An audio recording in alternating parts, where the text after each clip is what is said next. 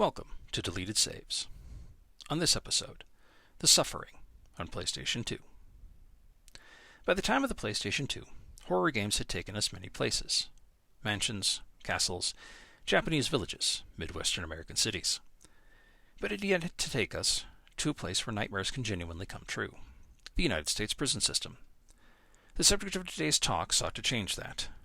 2004's The Suffering. The Suffering is far more of an action title than a survival horror one. Ammunition and explosives are plentiful, the enemies are swift, brutal, and attack in packs, and health recovery items are just bottles of hospital-grade opiates. While inspirations from other survival horror titles are on display, even the developers said that this is not what they were aiming for, adding in far more cinematic influences, the likes found in Hollywood ghost stories and other action-heavy title games. The story revolves around our protagonist named Torque. Notice I didn't say hero. We'll circle back to that. Torque arrives on Carnate Island, a fictional island off the coast of Maryland, to Abbott State Penitentiary where he is to die in death row there. We quickly learn that Torque is there for the murder of his wife and children, a murder of which he has no memory. But since Torque has been in and out of the juvenile prison system since he was a boy, and in and out of the adult system, that was all that was needed to have him swiftly convicted and sentenced to death.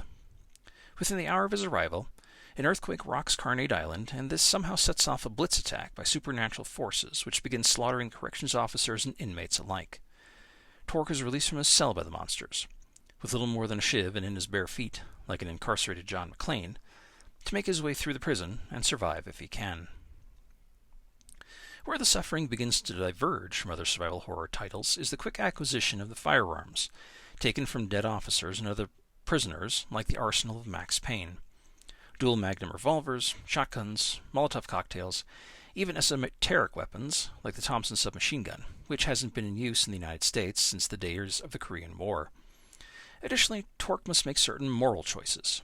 Should he help officers and prisoners in need, or kill them and abandon them?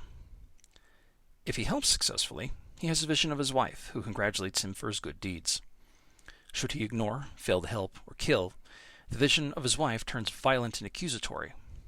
And third, Torque has a rage meter. Once the meter fills, he can explode into a berserk, incredible Hulk-like monstrosity, where he takes on the various horrors with his bare hands. When this meter empties, he is once again himself, panting and dripping with gore and viscera. This manifestation of his anger, and it would seem to be a manifestation only the player sees, changes based upon his current morality. One sprouts claws and fangs, another can sport whipping chains and fiery explosions upon impact. Worse, the island itself has a troubled history, going back to a time of the historic Jamestown colony mystery/disaster. As Torque makes his way through the prison, he encounters the vile spirits of guards and prisoners who famously died on the island in a historic rundown of the methods of execution used in the United States: hangings, electrocution, poison gas, lethal injection, firing squad. Making his way into the bowels of the prison, which was a World War II POW camp run by a maniac army officer, and then out onto the island where he encounters the skeletal remains of African slave ships and the angry spirits reincarnated from therein, and even Puritan ghosts, and the burnings due to the witch hysteria akin to the kind that overtook Salem, Massachusetts. But perhaps the most telling of the island's spirits is the mad doctor of a long-abandoned insane asylum, who did unspeakable experiments on those he was charged to care for, and now exists in a 1930s-era celluloid camera projector dotted across the island. The developer insert character telling the player what's going on in Torque's psyche and directing his actions. The history of this island is simply unbelievable in real-world terms. Even the most tragic locations on Earth would have never had this kind of repeated history of violence. But for the plot of a scary game, it works. Sure, why not? Slaves? Witch hysteria? Piles and piles of human misery, all suspiciously happening in one spot where even the native tribes told white people to avoid as the island was wrong, in quotes? I'm down for that shit. It all ties together in a cinematic schlock plot.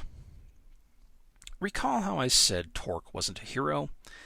Well, that's where the game's morality system comes into play.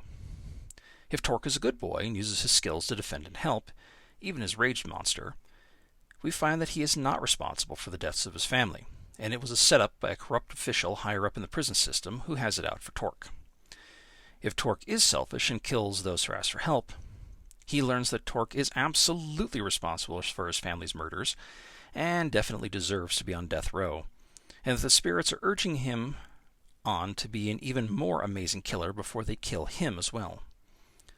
Of choice, like many morality systems in games, is very binary. Misunderstood hero or complete monster. There is no gray area in between. There is a neutral ending if the player balances saving and killing, where the death of his wife is an accident during an argument and his elder son, seeing his father's violence, kills his younger son before killing himself in revenge. But the bad and neutral endings are not canon to the game's story.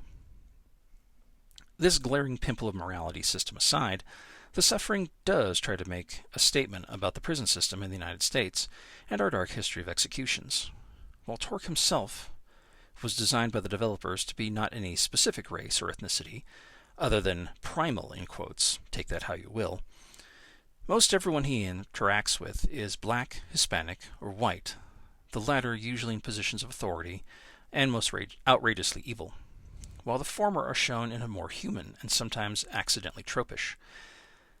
In a system already overburdened by the incarcerated, often in Spartan, dehumanizing conditions and ruled over by corporate interests, not at all interested in rehabilitation, but instead using prisoners as a labor force and for making money from their prolonged incarcerations, regardless of guilt, innocence, or whether they deserve to be there, it can make monsters out of average men and women. Worse, we, the people, in the guise of our court system, are more than happy with handling out crushing life sentences and death, less for reasons of genuine justice, more than for punitive biblical revenge. So supernatural monsters do not seem that far out of the ordinary. But that's just my opinion. So where do I come in on this? The Suffering was another game I didn't own. Instead, I rented it for a weekend, but I was fascinated by it. I completed it within 2 days, probably around 10 to 12 hours altogether. As I have said before, the perfect PS2 game length, and a common routine game length at that time. I thought the story was fun, the gameplay was tight and fast, and the variety of monster designs creative and fresh.